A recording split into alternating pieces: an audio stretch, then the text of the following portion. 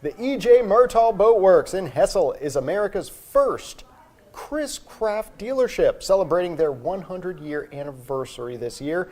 The company is still dedicated to maintaining and restoring these classic water vessels for generations to come.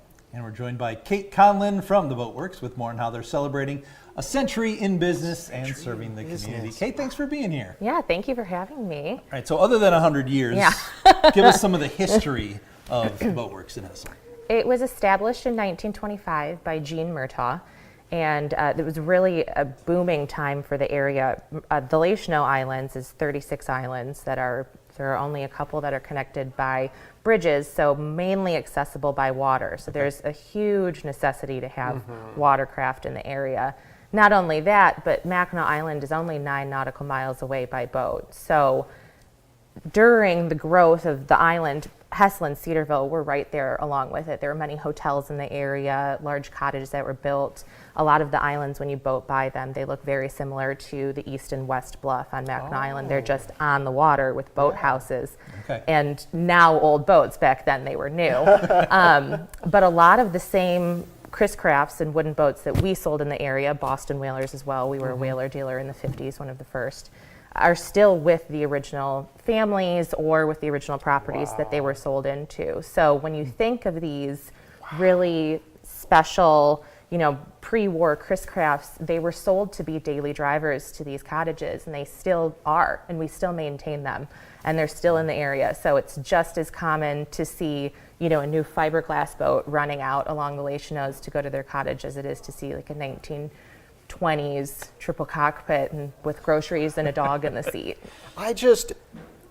Things aren't built like that anymore, frankly. I mean, lasting a century with maintenance. Yeah. I mean, that's wonderful to hear, and it's so great to hear that a company that prides itself on keeping that alive is right here in northern Michigan. Yeah, we're really honored to be the stewards of the historic marina.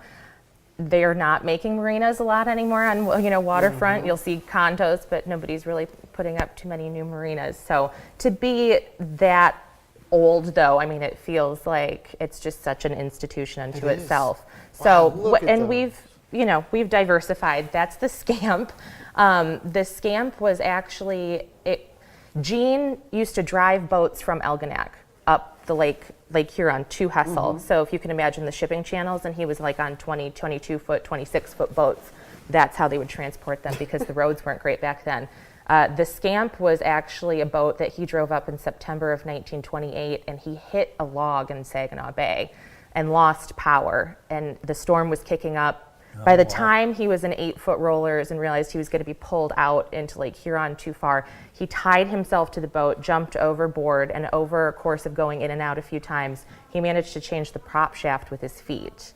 Wow. He got the engine started again. There was some knocking. He couldn't go fast enough to pull the boat back from the storm, so he sighted a freighter. Fontana was the name of the freighter. He went alongside, and they pulled him up. Took 2 hours to get him out of the water. That boat went back to the factory in Elginak for a rebuild. He went to his brother's house in Detroit to recover for 2 weeks because he was so banged up. I bet. Wow. And that boat was sold to a customer in the Lachinos knew. He was picking it up for that customer. It ended up in California and sat for, we don't know how many years, probably 30, 40 years. It went out there about 60 years ago. So my dad found it last year, and he went out there and brought it home, and we'll be restoring the Scamp. And she'll be running in the Lachinos again. So it's that kind of stuff, the history that connects us to our present day. And we work on fiberglass and large boats. We've got a 75-ton travel lift, so we can do boats, generally up to 70-ish feet. Sounds like a good movie story. It does. A good plot for a film, know. Right? Well, and that's not even, Gene was kind of a cowboy, so he's got many stories.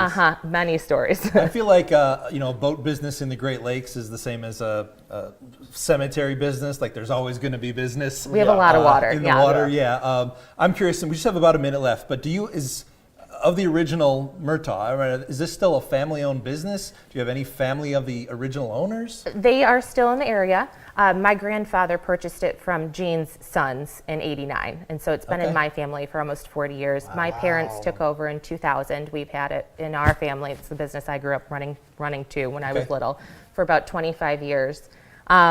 And like I said, we added about 30,000 square feet of heated storage, and we have inside mills inside to work on wooden boats. We also work with Ilmore Marine to repower old boats with modern engines. And yeah, so we love the wood boats, and it's a great part of our history. We've diversified, obviously. We've stayed around for 100 years, but it's just an exciting year to be celebrating.